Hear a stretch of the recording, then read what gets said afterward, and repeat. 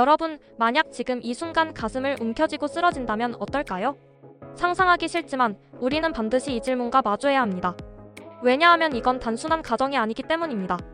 최근 발표된 건강보험심사평가원의 통계를 보면 60대 이상 시니어에게서 갑작스러운 심장 쇼크로 응급실에 실려가는 사례가 불과 5년 만에 2배로 증가했습니다.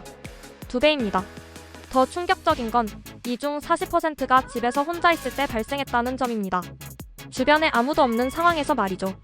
오늘 시니어 매트릭에서는 시니어가 갑자기 쓰러지는 진짜 이유 3가지와 몸이 미리 보내는 위험 신호를 데이터와 사례를 통해 철저히 분석해드리겠습니다. 안녕하세요. 건강을 수치로 보고 삶을 데이터로 읽는 채널 시니어 매트릭입니다. 저는 오늘도 여러분의 건강한 내일을 위해 카메라 앞에 섰습니다. 이 영상이 여러분과 여러분이 사랑하는 가족의 하루를 더 안전하게 만드는데 작은 도움이 되길 바랍니다. 구독과 좋아요로 건강을 지키는 습관, 지금 바로 시작해보세요. 본격적으로 들어가기 전에 먼저 실제 사례 하나를 공유하겠습니다. 지난해 11월 부산에 사시는 67세 김모 씨의 이야기입니다. 김 씨는 평소 건강에 자신이 있었습니다. 매일 아침 30분씩 운동하고 술도 담배도 하지 않았죠. 건강검진에서도 별다른 이상이 없었습니다. 그런데 어느 날 아침 화장실에 가려고 침대에서 일어나는 순간 눈앞이 캄캄해지더니 그대로 쓰러졌습니다. 다행히 옆에서 자고 있던 배우자가 즉시 119를 불렀고 골든타임 안에 병원에 도착해 생명을 구할 수 있었습니다. 진단 결과는 급성 심근경색이었습니다. 의사는 이렇게 말했습니다. 10분만 늦었어도 위험했을 겁니다. 김 씨는 병원 침대에서 이렇게 회상했습니다. 사실 며칠 전부터 왼쪽 어깨가 묵직하고 아팠어요. 그런데 그냥 나이 들어서 그런가 보다 했죠. 설마 이게 심장 문제일 줄은. 여러분, 이게 바로 문제입니다. 우리 몸은 분명히 신호를 보내고 있는데 우리가 그걸 무시하거나 못 알아차리는 겁니다. 그렇다면 왜 시니어는 더 취약할까요? 통계를 보면 60세 이상에서 심혈관 질환 발생률이 급격히 증가합니다. 이유는 명확합니다. 나이가 들면서 혈관의 탄력성이 떨어지고 혈관벽에 플라크라는 찌꺼기가 쌓이기 시작하기 때문입니다. 더불어 당뇨, 고혈압, 고지혈증 같은 만성질환이 동반되면서 심장에 가해지는 부담은 기하급수적으로 증가합니다. 하지만 여기서 중요한 건 이 모든 게 예방 가능하다는 사실입니다. 자, 이제 본격적으로 첫 번째 원인인 심근경색에 대해 깊이 파고들어 보겠습니다. 심근경색, 의학 용어로는 마이오카디얼 인파크션이라고 합니다. 쉽게 말하면 심장 근육에 피가 안 가는 상태입니다. 심장은 분당 약 5리터의 피를 온몸으로 펌프질합니다. 그런데 이 심장 자체도 영양분과 산소가 필요하죠. 그래서 심장을 감싸고 있는 관상동맥이라는 혈관이 심장 근육에 피를 공급합니다. 문제는 이 관상동맥이 막히는 겁니다. 혈관 벽에 쌓인 콜레스테롤이나 지방 덩어리가 갑자기 터지면서 혈전을 만들고 이게 혈관을 완전히 막아버립니다.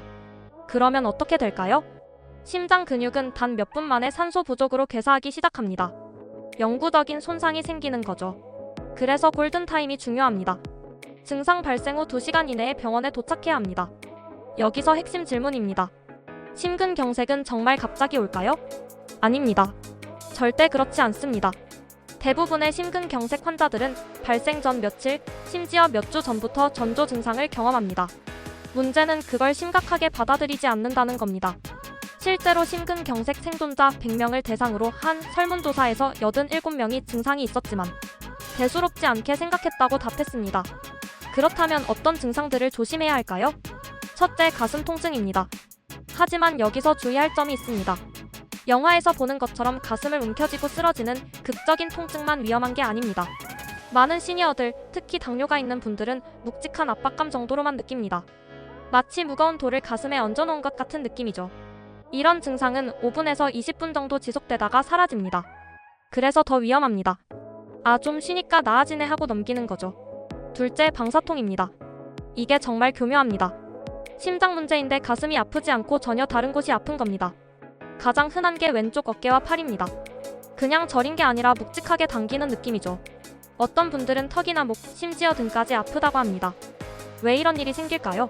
신경 경로 때문입니다. 심장의 통증 신호가 뇌로 전달될 때 다른 부위의 신경과 교차하면서 착각을 일으키는 겁니다. 셋째, 호흡 곤란입니다. 계단을 오를 때 숨이 차는 건 당연합니다. 문제는 평소에 잘 오르던 계단인데 갑자기 숨이 많이 찬다거나 가만히 앉아 있는데도 숨쉬기가 불편한 경우입니다. 이건 심장이 제대로 펌프질을 못해서 폐에 피가 고이기 시작한다는 신호입니다. 넷째, 소화불량과 구토입니다. 의외죠? 심장 문제인데 위장이 불편한 겁니다. 특히 여성 시니어에게서 이런 증상이 많이 나타납니다. 속이 메스껍고 체한 것 같은 느낌이 듭니다. 그래서 소화제를 먹고 넘기다가 병을 키우는 경우가 많습니다.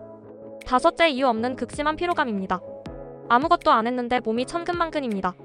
평소에 잘하던 일상활동도 힘들어집니다. 이건 심장이 제대로 피를 공급하지 못해서 온몸에 산소와 영양분이 부족한 상태입니다. 여섯째, 식은땀입니다. 더운 것도 아닌데 갑자기 온몸에서 식은땀이 비오듯 흐릅니다. 이건 심장이 위기 상황이라는 걸 몸 전체에 알리는 긴급 신호입니다.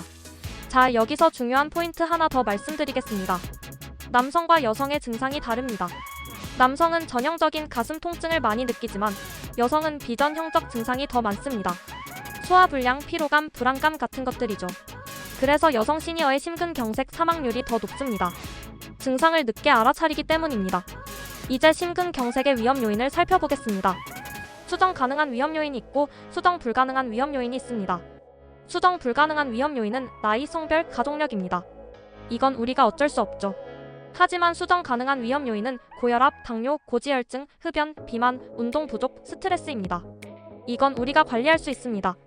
특히 주목해야 할 건 대사증후군입니다. 복부 비만, 고혈압, 높은 혈당, 높은 중성지방, 낮은 좋은 콜레스테롤 중 3가지 이상이 해당되면 대사증후군인데 이 경우 심근경색 위험이 일반인보다 3배 이상 높아집니다. 두 번째 원인, 부정맥으로 넘어가 보겠습니다. 부정맥, 영어로는 어리드미어입니다. 말 그대로 심장 박동이 불규칙한 상태입니다. 정상적인 심장은 분당 60에서 100회 정도 규칙적으로 뜁니다. 이 리듬을 만드는 건 심장의 동방결절이라는 작은 조직입니다. 일종의 천연 심장 박동기죠. 그런데 이 전기 신호체계에 문제가 생기면 심장이 너무 빨리 뛰거나 너무 느리게 뛰거나 불규칙하게 뛰게 됩니다. 그게 뭐가 위험한데요? 라고 물으실 수 있습니다. 문제는 이겁니다. 심장이 불규칙하게 뛰면 피를 제대로 펌프질하지 못합니다. 특히 뇌로 가는 혈류가 감소하면 단 10초 만에 의식을 잃을 수 있습니다. 더 심각한 건 부정맥 중에서도 심방세동이라는 종류입니다. 심방세동은 심장의 위쪽방, 즉 심방이 1분에 300에서 600회나 미친 듯이 떨리는 상태입니다. 이렇게 되면 심방 안에서 피가 정체되고 그 안에서 혈전이 만들어집니다. 이 혈전이 떨어져 나가면 어디로 갈까요? 혈관을 따라 뇌로 갑니다. 그리고 뇌혈관을 막아버립니다. 뇌졸중이 발생하는 거죠. 실제로 뇌졸중 환자의 20에서 30%가 심방세동 때문입니다. 그런데 더 무서운 건 심방세동이 있어도 증상을 못 느끼는 경우가 많다는 겁니다. 이를 무증상 심방세동이라고 하는데 심방세동 환자의 약 30%가 여기 해당됩니다. 그러다가 어느 날 갑자기 뇌졸중으로 쓰러지는 겁니다. 그렇다면 부정맥의 증상은 뭘까요? 첫째, 두근거림입니다. 가슴이 쿵쾅거리거나 덜컹거리는 느낌이 듭니다. 마치 심장이 한 박자 건너뛰는 것 같기도 하고 갑자기 빨리 뛰다가 멈추는 것 같기도 합니다. 둘째, 호흡 곤란입니다. 심장이 제대로 뛰지 못하니까 폐로 가는 혈류가 불규칙해지고 그러면 숨쉬기가 힘들어집니다. 셋째, 어지럼증과 실신입니다.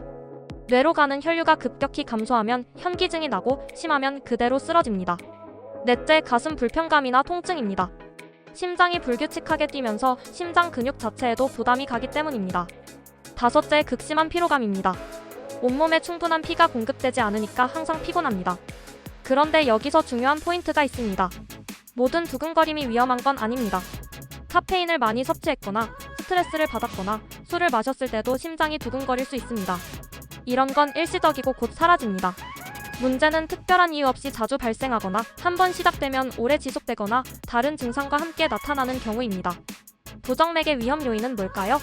나이가 가장 큰 요인입니다. 60세 이상에서 부정맥 발생률이 급격히 증가합니다. 고혈압, 심장질환, 갑상선 질환, 당뇨도 위험 요인입니다. 특히 고혈압은 심방세동의 가장 큰 원인입니다. 음주도 중요한 요인입니다. 주말에 과음한 다음날 심방세동이 발생하는 경우가 많아서 이를 할러데이 하트 신드롬이라고 부릅니다.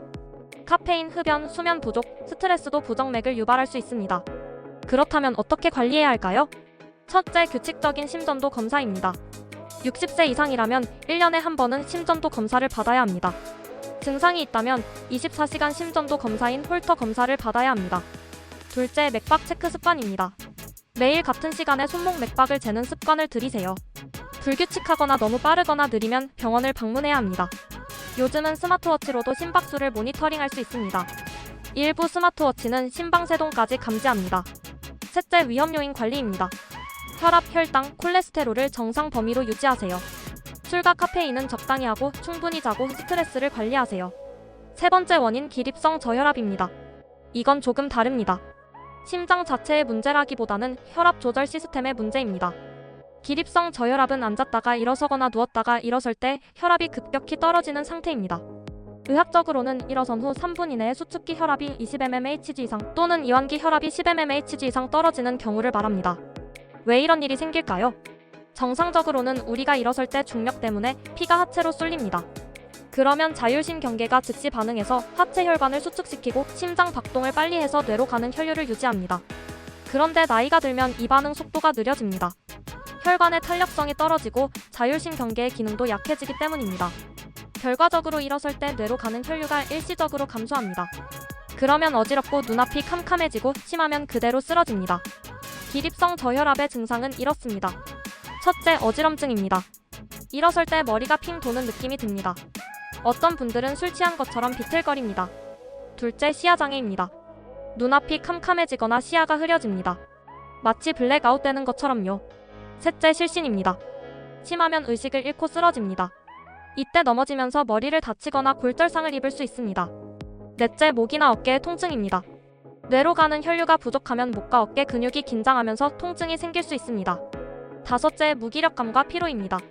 뇌에 산소 공급이 부족하면 전반적으로 의욕이 떨어지고 피곤합니다. 기립성 저혈압의 원인은 다양합니다. 첫째, 탈수입니다. 물을 충분히 마시지 않으면 혈액량이 감소합니다. 그러면 일어설 때 뇌로 보낼 피가 부족합니다. 특히 여름철이나 운동 후 술 마신 다음날에 주의해야 합니다. 둘째, 약물입니다. 고혈압약, 특히 이뇨제나 혈관 확장제는 기립성 저혈압을 유발할 수 있습니다. 파킨슨병 치료제, 항우울제, 전립선 비대증 치료제도 원인이 될 수 있습니다. 셋째, 장시간 침대에 누워있는 경우입니다. 오래 누워있으면 혈관이 중력 변화에 적응하는 능력이 떨어집니다. 넷째, 당뇨입니다. 당뇨가 오래되면 자율신경이 손상되어 혈압 조절 기능이 떨어집니다. 다섯째, 빈혈입니다. 혈액이 부족하면 일어설 때 뇌로 보낼 피가 충분하지 않습니다.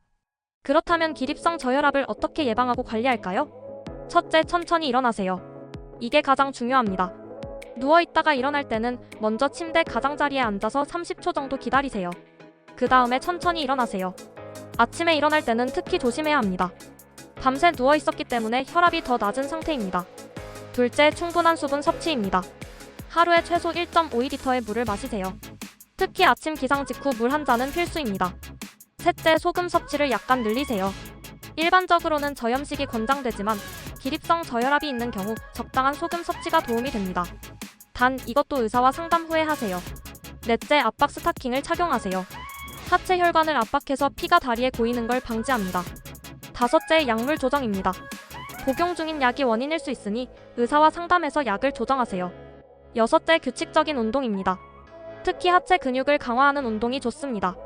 걷기, 자전거 타기, 수영 등이 도움됩니다. 이제 시니어분들이 무심코 하는 위험한 습관들을 하나씩 짚어보겠습니다. 첫 번째, 위험 습관, 물을 거의 마시지 않는 것. 많은 시니어분들이 화장실 가기 귀찮다는 이유로 물을 잘 안 마십니다. 특히 밤에 화장실 가는 게 싫어서 저녁 이후에는 물을 아예 안 마시는 분들이 많습니다. 하지만 이건 정말 위험합니다. 물을 충분히 마시지 않으면 혈액이 끈적해집니다. 의학 용어로 혈액 점도가 증가한다고 합니다. 끈적한 피는 잘 흐르지 않고 혈전이 생기기 쉽습니다. 특히 밤사이에는 땀으로 수분이 빠져나가는데 보충이 안 되니까 아침에 혈액이 가장 끈적합니다. 그래서 심근경색이 오전 6시에서 12시 사이에 가장 많이 발생합니다. 한 연구에 따르면 하루 물 섭취량이 1리터 미만인 사람은 2리터 이상 마시는 사람에 비해 심근경색 위험이 54% 더 높았습니다. 그렇다면 얼마나 마셔야 할까요? 일반적으로 하루 1.5리터가 권장됩니다. 하지만 개인차가 있으니 소변 색깔로 판단하세요. 소변이 진한 노란색이면 부족한 것이고 연한 노란색이면 적당한 겁니다. 물 마시는 타이밍도 중요합니다. 가장 중요한 건 아침 기상 직후입니다. 밤새 손실된 수분을 보충하고 끈적해진 혈액을 묽게 만들어야 합니다. 일어나자마자 미지근한 물 한 잔, 이게 심장을 살리는 첫 번째 습관입니다. 그 다음은 식사 30분 전입니다. 위장 활동을 돕고 소화를 원활하게 합니다. 운동 전후에도 중요합니다. 땀으로 빠져나간 수분을 보충해야 합니다. 그리고 잠자리 들기 한두 시간 전에도 물 한 잔을 마시세요. 밤사이 혈액이 끈적해지는 걸 예방합니다. 화장실이 걱정되면 너무 늦은 시간 말고 좀 일찍 마시세요. 두 번째 위험 습관, 식사 후 바로 눕는 것. 점심 먹고 소파에 누워서 TV 보는 것 편하죠? 하지만 이게 심장에는 최악입니다. 식사 후에는 소화를 위해 혈액이 위장으로 집중됩니다. 이때 누우면 심장으로 돌아오는 혈액량이 감소합니다. 그러면 심장이 뇌와 온몸에 보낼 피가 부족해집니다. 특히 관상동맥 질환이 있는 분들은 이때 심장 근육에 산소 공급이 부족해지면서 협심증 발작이 올 수 있습니다. 게다가 누워있으면 위산이 역류해서 식도염이 생길 수도 있습니다. 그렇다면 어떻게 해야 할까요? 식후 최소 30분은 앉아있거나 가볍게 걸으세요. 창밖을 바라보며 천천히 걷거나 설거지를 하는 것도 좋습니다. 단 격렬한 운동은 금물입니다. 소화에 방해가 됩니다. 산책 정도의 가벼운 활동이 적당합니다. 특히 저녁 식사 후에는 더 주의해야 합니다.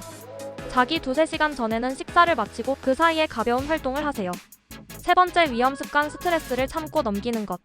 한국의 시니어 세대는 참는 걸 미덕으로 여깁니다. 나 힘들어라고 말하는 게 약해 보인다고 생각하죠. 하지만 스트레스를 계속 참으면 몸에서는 코르티솔이라는 스트레스 호르몬이 계속 분비됩니다. 이 호르몬은 혈압을 올리고 혈관을 수축시키고 심장 박동을 빠르게 만듭니다. 단기적으로는 괜찮습니다. 문제는 만성적으로 지속될 때입니다. 만성 스트레스는 혈관 내피세포를 손상시킵니다. 그러면 그 자리에 콜레스테롤이 쌓이기 시작합니다. 동맥경화의 시작입니다. 한 연구에 따르면 만성 스트레스를 받는 사람은 그렇지 않은 사람에 비해 심근경색 위험이 2.7배 더 높았습니다. 그렇다면 스트레스를 어떻게 관리해야 할까요? 첫째, 인정하는 겁니다. 나는 지금 스트레스를 받고 있다고 인정하세요. 참는 게 능사가 아닙니다. 둘째, 표현하세요. 가족이나 친구에게 이야기하세요. 혼자 끙끙 앓지 마세요. 셋째, 취미 활동을 하세요. 좋아하는 일에 집중하는 시간을 가지세요. 넷째, 심호흡이나 명상을 하세요. 하루 10분만 투자해도 효과가 있습니다. 다섯째, 전문가의 도움을 받으세요. 우울증이나 불안증이 의심되면 정신건강의학과를 방문하세요. 부끄러운 일이 아닙니다. 네 번째 위험 습관, 급격한 온도 변화에 노출되는 것. 따뜻한 집안에서 갑자기 추운 밖으로 나가거나 뜨거운 사우나에서 차가운 냉탕으로 들어가는 것. 이게 얼마나 위험한지 아시나요? 급격한 온도 변화는 혈관을 급격히 수축시키거나 확장시킵니다. 이때 혈압이 급등하고 심장에 엄청난 부담이 갑니다. 특히 겨울철 아침, 따뜻한 이불 속에서 나와 차가운 화장실에 가는 것이 정말 위험합니다. 실제로 겨울철 아침 화장실에서 쓰러지는 사고가 많습니다. 사우나도 조심해야 합니다. 뜨거운 사우나에서 오래 있다가 갑자기 찬물로 들어가면 혈압이 요동칩니다. 그렇다면 어떻게 해야 할까요? 겨울철에는 화장실과 욕실을 미리 따뜻하게 해두세요. 온풍기나 히터를 사용하세요. 외출할 때는 옷을 충분히 껴입고 특히 목과 손을 따뜻하게 하세요. 사우나를 즐긴다면 온도 변화를 점진적으로 하세요. 뜨거운 사우나에서 나와 바로 찬물이 아니라 미지근한 물로 먼저 적응하세요. 다섯 번째 위험 습관, 약을 임의로 조절하는 것. 오늘 혈압이 정상이네? 약 안 먹어도 되겠지. 이런 생각 정말 위험합니다. 많은 시니어 분들이 약을 먹다 말다 합니다. 증상이 없으면 안 먹고 불편하면 그때 먹습니다. 심지어 의사와 상의 없이 약 개수를 줄이거나 끊는 분들도 있습니다. 하지만 고혈압약, 당뇨약, 콜레스테롤약 같은 만성질환. 약들은 증상을 없애는 게 아니라 합병증을 예방하는 겁니다. 약을 임의로 끊으면 혈압이 급등하거나 혈당이 폭등할 수 있습니다. 이게 바로 심근경색이나 뇌졸중의 방아쇠가 됩니다. 한 연구에 따르면 고혈압약 복용을 중단한 사람은 계속 복용한 사람에 비해 심혈관 질환 위험이 무려 4배 이상 높았습니다. 처방받은 약은 정확히 복용하세요. 약에 대한 의문이나 부작용이 있으면 의사와 상의하세요. 절대 임의로 조절하지 마세요. 여섯 번째 위험 습관, 갑자기 무리한 운동을 하는 것. 운동이 좋다고 해서 오늘부터 열심히 해야지. 좋은 마음이지만 위험할 수 있습니다. 평소 운동을 거의 안 하던 분이 갑자기 강도 높은 운동을 하면 심장에 과부하가 걸립니다. 특히 새벽에 찬 공기를 마시며 등산하는 것 조심해야 합니다. 운동은 점진적으로 시작해야 합니다. 처음에는 가볍게 걷기부터 시작하세요. 몸이 적응하면 천천히 강도를 높이세요. 그리고 운동 전에는 반드시 준비 운동을, 운동 후에는 정리 운동을 하세요. 갑자기 시작하고 갑자기 멈추는 게 가장 위험합니다. 이제 구체적으로 심장을 지키는 일상 루틴을 알려드리겠습니다. 이건 단순한 조언이 아니라 실제로 효과가 입증된 방법들입니다. 루틴 1. 아침 심장 보호 루틴. 아침은 심장에 가장 위험한 시간입니다. 밤새 누워있다가 일어나면서 혈압이 급등하고 혈액은 끈적한 상태입니다. 그래서 아침 루틴이 중요합니다. 알람이 울리면 즉시 일어나지 마세요. 침대에서 12분 정도 스트레칭 하세요. 천천히 앉아서 30초 기다린 후 일어나세요. 일어나자마자 미지근한 물 한 잔을 마시세요. 화장실 다녀오고 가볍게 5분 정도 제자리 걷기를 하세요. 그 다음 아침 식사를 하세요. 공복 상태로 오래 있지 마세요. 루틴 2. 하루 10분 심호흡 루틴. 심호흡은 가장 간단하면서도 효과적인 심장 보호 방법입니다. 깊고 느린 호흡은 부교 감신경을 활성화시켜 심장 박동을 안정시키고 혈압을 낮춥니다. 방법은 이렇습니다. 편안하게 앉아서 눈을 감으세요. 코로 천천히 4초 동안 숨을 들이마시세요. 배가 부풀어 오르도록 하세요. 4초 동안 숨을 멈추세요. 입으로 천천히 6초 동안 숨을 내쉬세요. 배가 들어가도록 하세요. 이걸 10분 동안 반복하세요. 하루 한 번 아침이나 저녁 중 편한 시간에 하세요. 한 연구에 따르면 매일 10분씩 심호흡을 한 사람들은 8주 후 수축기 혈압이 평균 10mmHg 감소했습니다. 루틴 3주 3회 30분 빠른 걷기. 운동 중에서 가장 안전하고 효과적인 건 걷기입니다. 단 그냥 걷기가 아니라 빠른 걷기입니다. 약간 숨이 찰 정도의 속도로 걸어야 합니다. 대화는 할 수 있지만 노래를 부르기는 힘든 정도입니다. 빠른 걷기의 효과는 놀랍습니다. 심장 근육을 강화합니다. 혈관의 탄력성을 높입니다. 나쁜 콜레스테롤을 낮추고 좋은 콜레스테롤을 높입니다. 혈당 조절을 개선합니다. 체중을 관리합니다. 주 3회 30분씩만 하세요. 더 자주 해도 좋지만 최소한 이 정도는 지키세요. 그리고 기억하세요. 운동 전에는 준비 운동 5분, 운동 후에는 정리 운동 5분을 반드시 하세요. 루틴 4. 저녁 8시 이후 짠 음식 피하기. 저녁 늦게 짠 음식을 먹으면 밤사이 혈압이 올라갑니다.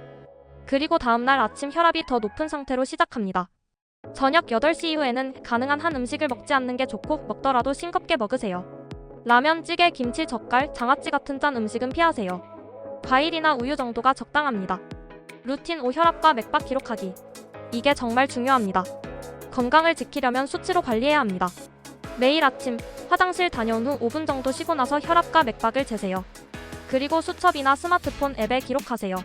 정상 혈압은 수축기 120mmHg 미만, 이완기 80mmHg 미만입니다. 정상 맥박은 분당 60에서 100회입니다. 만약 혈압이 140에서 90mmHg 이상이거나 맥박이 불규칙하거나 100회를 넘어가면 병원을 방문하세요. 기록을 하면 패턴을 알 수 있습니다. 아, 내가 스트레스를 받으면 혈압이 올라가는구나, 잠을 못 자면 맥박이 빨라지는구나 같은 걸 알게 됩니다. 그리고 병원 갈 때 이 기록을 가져가세요. 의사가 훨씬 정확한 진단을 할 수 있습니다. 루틴 6. 감사 일기 쓰기. 이게 무슨 심장과 관계가 있냐고요? 큰 관계가 있습니다. 감사하는 마음은 스트레스 호르몬을 낮추고 행복 호르몬을 높입니다. 이게 심장 건강에 직접적인 영향을 미칩니다. 한 연구에 따르면 매일 감사 일기를 쓴 사람들은 8주 후 심박 변이도가 개선되었고 혈압도 낮아졌습니다. 방법은 간단합니다. 자기 전에 오늘 있었던 감사한 일 3가지를 노트에 적으세요. 거창한 일이 아니어도 됩니다. 오늘 날씨가 좋았다. 딸이 전화해서 반가웠다. 저녁 식사가 맛있었다. 이런 작은 것들로 충분합니다. 루틴 7. 충분한 수면. 수면 부족은 심장에 직접적인 해를 끼칩니다. 잠이 부족하면 스트레스 호르몬이 증가하고 혈압이 올라가고 혈당 조절이 나빠집니다. 하루 78시간 자야 합니다. 그리고 규칙적인 수면 시간을 지키는 게 중요합니다. 매일 같은 시간에 자고 같은 시간에 일어나세요. 주말에도 마찬가지입니다. 잠자리 들기 1시간 전에는 TV, 스마트폰을 끄세요. 블루라이트가 수면을 방해합니다. 침실은 어둡고 시원하게 유지하세요. 온도는 18에서 20도가 적당합니다. 잠들기 전에 따뜻한 우유나 카모마일 차를 마시는 것도 도움이 됩니다. 루틴 8. 정기검진. 아무리 건강하게 살아도 정기검진은 필수입니다. 60세 이상이라면 1년에 한 번 종합건강검진, 1년에 한 번 심전도 검사, 6개월에 한 번 혈압, 혈당, 콜레스테롤 검사. 증상이 있으면 즉시 병원을 방문하세요. 조금 지켜보다가 생명을 위협할 수 있습니다. 이제 마지막으로 만약 내가 또는 가족이 심장 쇼크 증상을 보인다면 어떻게 해야 하는지 알려드리겠습니다. 심근경색 의심 증상. 가슴을 쥐어짜는 듯한 통증이 5분 이상 지속. 왼쪽 팔, 턱, 목 등으로 퍼지는 통증. 식은땀, 메스꺼움, 호흡 곤란. 이런 증상이 나타나면 즉시 119에 전화하세요. 1분 1초가 생명을 좌우합니다. 절대 하지 말아야 할 것. 참지 마세요. 조금 쉬면 나아지겠지 하지 마세요. 운전해서 병원 가지 마세요. 운전 중에 의식을 잃을 수 있습니다. 물이나 약을 먹이지 마세요. 의식이 없는 사람에게 함부로 먹이면 기도가 막힐 수 있습니다. 해야 할 것. 즉시 119에 전화하세요. 환자를 편안한 자세로 눕히세요. 상체를 약간 높이는 게 좋습니다. 옷을 느슨하게 풀어주세요. 의식이 없고 맥박이 없다면 심폐소생술을 시작하세요. 심폐소생술 방법. 환자를 단단한 바닥에 눕히세요. 가슴 중앙에 한 손을 올리고 그 위에 다른 손을 포깁니다. 팔을 쭉 펴고 체중을 실어서 가슴을 5cm 깊이로 누르세요. 분당 100에서 120회 속도로 계속 누르세요. 구급차가 올 때까지 멈추지 마세요. 요즘은 많은 공공장소에 자동 심장 충격기 AED가 있습니다. 사용법은 간단합니다. 전원을 켜면 음성 안내가 나옵니다. 그대로 따라하세요. AED는 필요할 때만 전기 충격을 주도록 설계되어 있어서 잘못 사용할 염려가 없습니다. 골든타임. 심근경색 증상 발생 후 2시간 이내. 심정지 4에서 6분 이내. 이 시간 안에 치료를 받으면 생존율이 극적으로 높아집니다. 그래서 119에 전화하는 걸 주저하지 마세요. 괜히 부른 건 아닐까, 민망하지 않을까 생각하지 마세요. 잘못된 신고라도 괜찮습니다. 생명이 먼저입니다. 자, 오늘 우리가 함께 살펴본 내용을 정리해보겠습니다. 갑작스러운 쓰러짐의 3가지 원인. 심근경색 심장 혈관이 막히는 것. 부정맥 심장 박동이 불규칙한 것. 기립성 저혈압 일어설 때 혈압이 급격히 떨어지는 것. 몸이 보내는 경고신호. 가슴 압박감. 왼쪽 팔 어깨 턱의 통증. 이유 없는 숨참과 피로. 두근거림과 어지럼증. 일어날 때의 현기증. 위험한 습관. 물을 충분히 마시지 않는 것. 식사 후 바로 눕는 것. 스트레스를 참고 넘기는 것. 급격한 온도 변화. 약을 임의로 조절하는 것. 갑작스러운 무리한 운동. 심장을 지키는 루틴.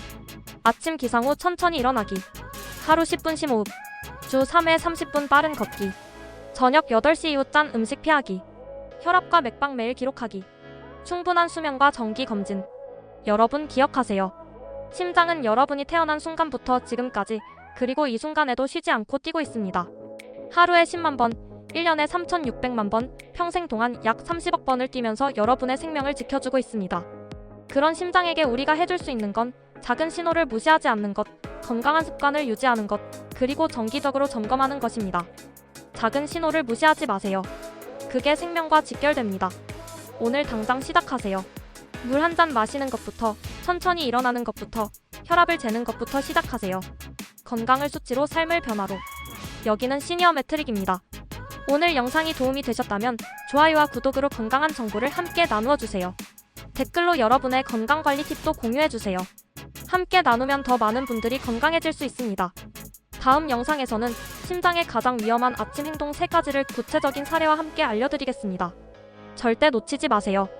그리고 이 영상을 여러분이 사랑하는 부모님, 가족, 친구들과 꼭 공유해주세요. 이 영상 하나가 누군가의 생명을 살릴 수 있습니다. 건강하세요. 그리고 행복하세요. 감사합니다.